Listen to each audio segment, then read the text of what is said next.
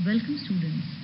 This session is for MA Final Year English Literature, Paper 8A, the students who have opted for New Literatures in English. In my previous sessions, I have already talked about Australian literature, introduction of A.D. Hope, and we have completed 2 stanzas of the poem. In this session, we'll continue with this poem, Australia by A.D. Hope.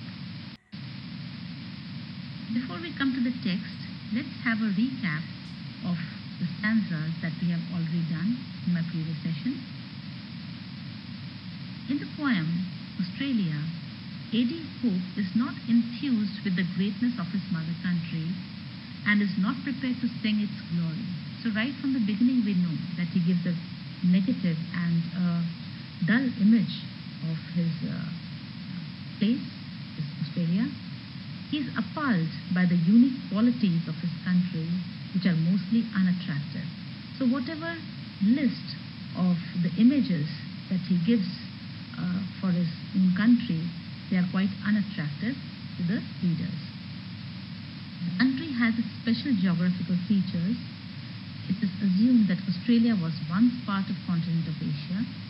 So he gives the geographical features to this place. He calls it as the last of the lands and the emptiest, and we know that Australia was once part of continent Asia. The most striking feature or character of the continent is its distant position of being below the sea level. So it's quite far off, and this is the characteristic of Australia, and it's below sea level. It is described as the last of the lands and has not been endowed with teeming population. So it is called emptiest because it is not endowed with a lot of population, so very few people live there. Large part of the land is inhospitable because it is desert, so the maximum area of Australia is inhospitable. Desolation commands large area of the land. The predominant color of the landscape is uninspiring gray. So it gives a dull image of the nature which is basically given quite a refreshing and bright and beautiful image to the readers. In this poem, nature and the landscape is an uninspiring grey, that is the dull impression of the country. Now let's come to the text of the poem.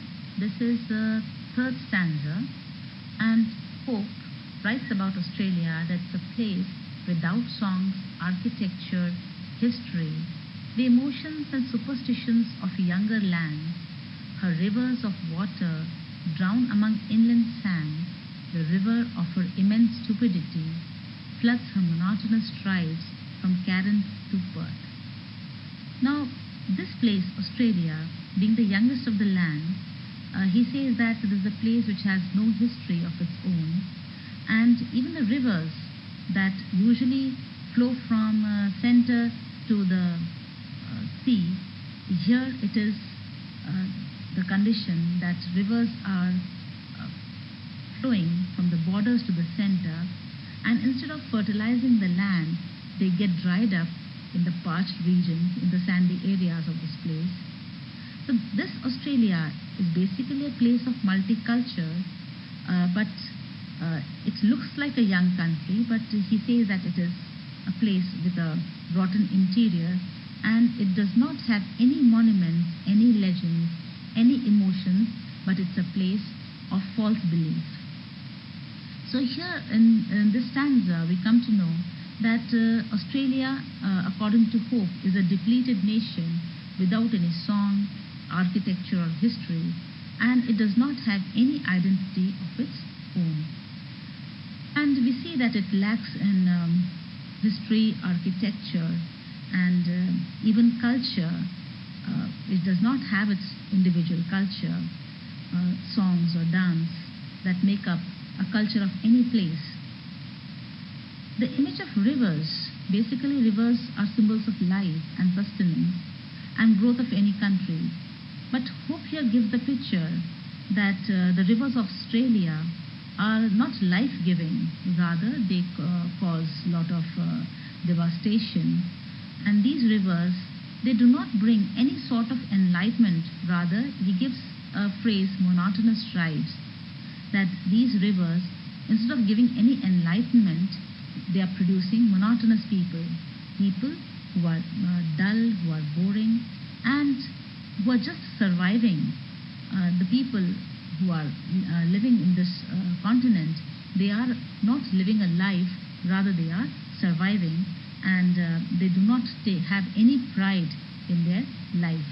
So this is the condition of this continent, and he says that such type of tribes are there right from Karen to the Perth. So he gives this geographical places where he's talking about the people, he's talking about the rivers, he's talking about the emotions, songs, architecture and history, and gives a very negative and depleted image of this country. Let's analyze this stanza. Australia to hope is devoid of culture, which is without songs, architecture, history, where the rivers of water drown among inland sands, the river of her immense stupidity, and the her he is referring to in this paragraph is Australia. We see that here he's talking about his country, Australia, and he sees Australia as being a country that is neither historical background nor culture to speak of, yet he believes that it has the capabilities to do so. However, the ideas are drowned among inland sands. And here the river of enlightenment, the river of ideas, does have the capacity, these rivers do have the capacity, but these ideas are seen drowned among inland sands. These rivers, these ideas, they all get dried up as it reaches the sandy areas. So this is an image that how this country is not a place of wisdom or enlightenment anymore. Now let's look at the fourth stanza of the poem, and here also we will see that Pope continues with his criticism for his country, that is Australia. He writes that in them at last the ultimate men arrive, whose boast is not we live but we survive.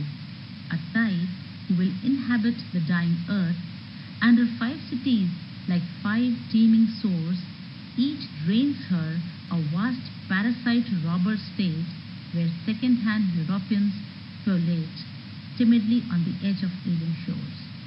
So right from the beginning of the stanza, we see that the people who live in this place, Australia, they are the ones who do not live their life. Rather, their life is so dull and boring that it appears as if they are contented in just surviving, and they do not take any pride in their life.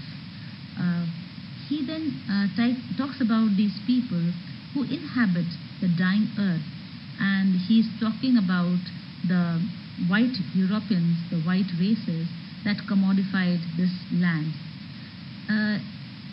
He also refers to the 5 cities as 5 teeming sores, because as the state capital grew, these places of Australia, they became port for import and export of goods, and these cities, they are scattered nearby, and these 5 cities that he's talking about are Sydney, Melbourne, Brisbane, Adelaide and Perth, which are the 5 cities.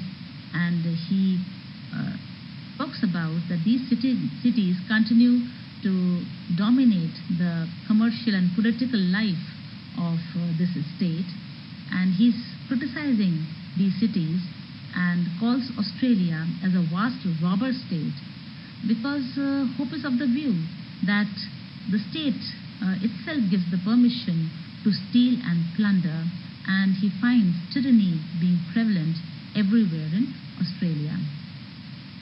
He criticizes Australia further by calling these cities as 5 teeming sores, because these cities of Australia, these famous 5 cities of Australia, instead of adding any glory to this country, they are like burden to this nation. He says where second-hand Europeans prolate timidly on the edge of alien shores. These cities of Australia, they have been inhabited by second-hand Europeans, because we know from the history that how Europeans migrated to this place as prisoners, which means that they are not the original inhabitants of the land, these shores of Australia, they are termed as alien because it is the country which had its own aboriginals, and it is not the country of these white Europeans. It was discovered and was inhabited by the aborigines. So these Europeans, they settled in Australia after depriving these indigenous people of this place of their land, culture and resources. So here he criticizes these Europeans who are collating, who are now whose population is there on the alien shores of Australia, because basically they did not belong to this place. Let's analyze this fourth stanza. He says that Australia is portrayed as a country that is nothing at all, where there are monotonous drives from Cairns to Perth, and the 5 main cities compared to 5 teeming sores. So the image of nothingness, the negative image of the country is given, and even the people are called as monotonous tribes who are living from Cairns to Perth, and the main cities of Australia are compared to 5 teeming sores. The people who come to live in Australia, they boast not of living, but rather boast of merely surviving, because here the zeal for life cannot be seen in people. There is so much of dullness which is prevalent everywhere. Author tries to put forth that people that move here are rather unwelcome, that they are second-hand Europeans that give birth rapidly on these alien shores. They are unwelcome because this place was inhabited by the aborigines of this place, who were robbed of their culture, their history from these new settlers. This could be tied to Australia's history, where it was then Great Britain style of exile island, because this is the Australian history, because previously it was used as the exile land for Britain, where dangerous criminals were sent in exile instead of being sent to prison. In this case, the author is trying to put forth that these newcomers are like giant leeches that take in all that is good in this country. This is the image that he gives to the newcomers, the new settlers, like leeches who are not nourishing the country, rather they are taking away all that is good in this country. So these are the list of images that we can see in this poem, which are negative, and where we see that hope in order to give the reality of this place from where it is criticizing his homeland. Thanks for now. We'll continue with this poem in my